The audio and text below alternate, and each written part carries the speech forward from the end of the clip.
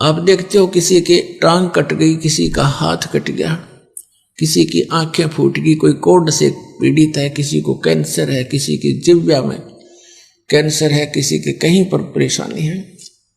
ये कारण क्या है? अब वो सोचता है कि मैंने इस जन्म में कुछ ऐसा किया नहीं, भगवान कहाँ है, मुझे क्यों दुख दिया। तो ये हमारी बालकों वाली बुद्धि है। हम भूल जाते हैं कि हम पहले भी बहुत बार जन्म चुके हैं और उन जन्मों में हमने कितने जुल्म किए हुए होते हैं। राजा बने, वह अनरस किए, अत्याचार किए, शक्ति का दुरुपयोग किया और अब उसका भोग किया। कोई अंधा होकर डोल रहा है, कोई दोनों पैर नहीं उसके। पुण्यात्माओं, ये तो हुआ सो हुआ। अब भगवान हमें बताना चाहते हैं कि जो हो चुका बच्चों, अब तो संभलो। अब चाहे कितना ही रोगी हो, कैसा ही अंग भंग हो और कैसा ही दुष्ट या नेक व्यक्ति हो, परमात्मा के ज्ञान से वह फिर से संभल सकता है। परमात्मा ने आकर हमें बताया, एक पुण्य एक पापी आया, एक है सूम दलेल रे, गरीबदास हरि नाम बिना, सब ही जम की जेल रे। जैसे कुछ पुण्य आत्माएं हैं, अच्छी आत्माएं हैं, नेक नीति से जीवन निर्वाह कर रहे हैं, वो किसी को कष्ट नहीं देते, भगवान से डरने वाले भी हैं, लेकिन वो भक्ति नहीं कर रहे क्योंकि उनको ज्ञान नहीं कि एक और काम आवश्यक है। उस कार्य से वो अपरिचित होने के कारण फिर भी अपने जीवन को बहुत ही बचाकर चलते हैं। और एक व्यक्ति दूसरा उसके साथ है, शराब भी पीता है, चोरी भी करता है और भी बदमाशी करता है और वो भी अपना जीवन जी रहा है। और फिर क्या होता है, इन दोनों में अंतर क्या है?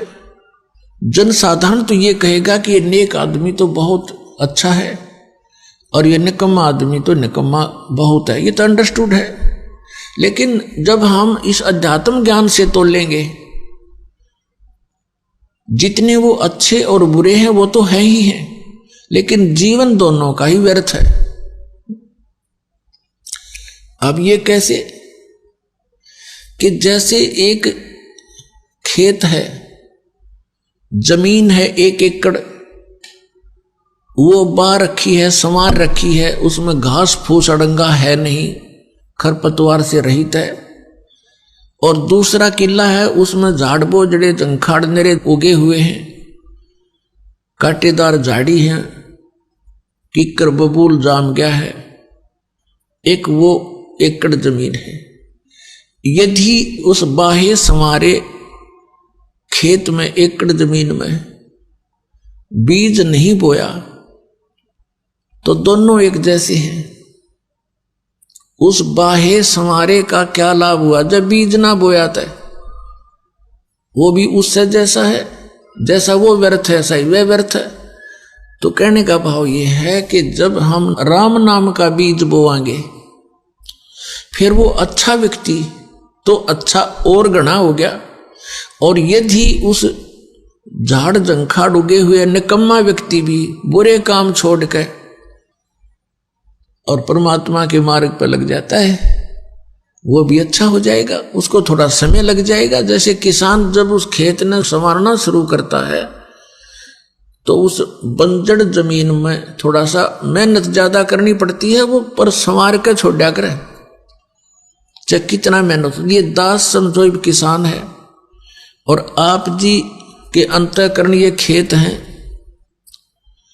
अब नेक आत्मा आती है तो और अच्छा दास को घनी मेहनत ना करनी पड़ेगी, आते बीज डाल देंगे नाम का और प्रफुल्लित होगा। और जो शराबी कवाबी है, रिश्वतखोर है, चोर है, ठग डाकू है, वो बंजर जमीन है, वो भी अगर हमारे संपर्क में रहेगा तो किसान का उसके ऊपर कभी कस्सी बजेगी, कभी ट्रैक्टर चलेगा और कभी हल से तो उसको साफ करके छोड़ेगा और फिर दोनों एक से हो जाएंगे।